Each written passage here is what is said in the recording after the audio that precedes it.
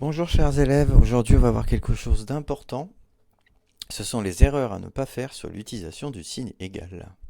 Et oui, en mathématiques, le signe égal il a un sens bien précis. Il permet de relier deux objets qu'on considère comme identiques.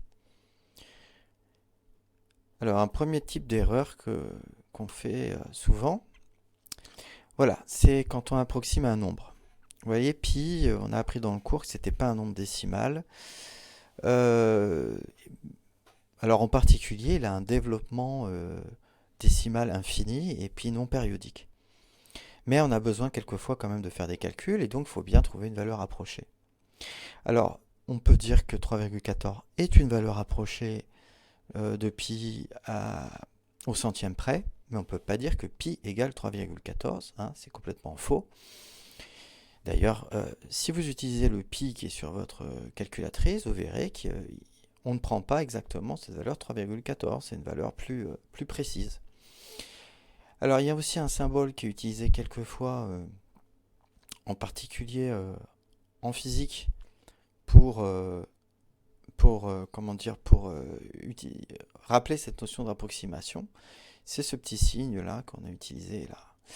Mais ce signe il a aussi des défauts, hein. Je vous invite à l'utiliser le moins possible. Alors pourquoi? Si on prend une chaîne d'approximation, une chaîne de signes comme ça approchés, bon, on peut dire par exemple que pi est à peu près égal à 3,14, hein. C'est ce qu'on a dit, ce qu'on donne dans le cours. Mais bon, on peut dire très bien que 3,14 c'est aussi pas très loin de 3,1, hein. On est d'accord, c'est l'approximation en fait au dixième. Et puis on peut dire que 3,1 finalement c'est pas très loin de 3 non plus, hein. Puis 3 c'est pas très loin de 2,9, vous avez compris. De proche en proche, on peut arriver à dire finalement que pi est à peu près égal à 2. Hein. Mais alors, on se doute, c'est que si on commence à faire des calculs à pi égal à 2, eh ben, vous allez voir que vos calculs de surface seront bien faux. Donc, moi, je préfère d'utiliser une phrase en français et vous dites on approchera pi par 3,14 ou j'approche pi par 3,14 et ça sera beaucoup plus clair. Autre erreur, rajouter une unité de grandeur. Alors voilà, très souvent, vous faites vos calculs, puis tout d'un coup apparaît une unité de grandeur comme ça, à droite d'une égalité, alors qu'elle n'était pas à gauche. Mais ça, c'est pas possible. On ne mélange pas les choux et les carottes. On ne mélange pas des nombres et des grandeurs.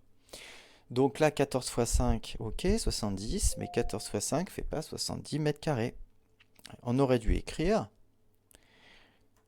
faire tout son calcul, écrire 14 fois 5 égale 70, et puis on conclut à la fin, donc l'air est de 70 mètres carrés. Voilà, je trouve que c'est plus clair comme ça. Ensuite, enchaîner des égalités. Ouh là là, la grosse erreur, l'erreur tellement grosse que je vais mettre un gros rouge dessus parce que c'est pas possible. En général, vous faites des enchaînements d'égalités. Donc par exemple, vous dites 4,3,1 égale 12,4. Jusque-là, je suis d'accord. Ensuite, vous dites 12,4 plus 5 égale 17,4. Bon, là, je suis encore d'accord. Par contre, vous faites un enchaînement d'égalités. Et là, je suis plus du tout d'accord. Parce que vous voyez, déjà, ça, c'est faux. On ne peut pas le dire, ça. C'est faux. Complètement faux. Donc ça, c'est pas possible. Donc, quand vous voulez continuer les calculs, si je puis dire, eh ben, vous faites en plusieurs fois. Hein. Vous faites d'un côté 4 fois 3,1 égale 12,4. Puis de l'autre côté, vous faites 12,4 plus 5 égale 17,4. Ok? Et voilà. Et puis vous continuez vos calculs. Mais ça, c'est juste. Là c'était une horreur. Alors, une autre horreur que j'ai vue dans un exercice, voilà, c'est ça, pour la proportionnalité. Voilà, un élève qui, en fait, voulait associer la fraction 1 huitième sur une demi-droite graduée à une grandeur dans la réalité qui était de 100 mètres. Et donc, il avait écrit ça. Et c'est pas possible. 1 huitième, d'ailleurs, ça fait combien? Bah, ça fait 0,125. Et 0,125, bah, on est tous d'accord que ça fait pas, c'est pas pareil que 100. Ça, c'est complètement faux. Par contre, ce qu'on peut écrire, c'est 1 huitième de l'unité, hein, représente 100 mètres. Vous voyez que quelquefois l'utilisation habile du français permet d'éviter d'écrire des énormités mathématiques. Voilà. Allez, à bientôt. Bon courage.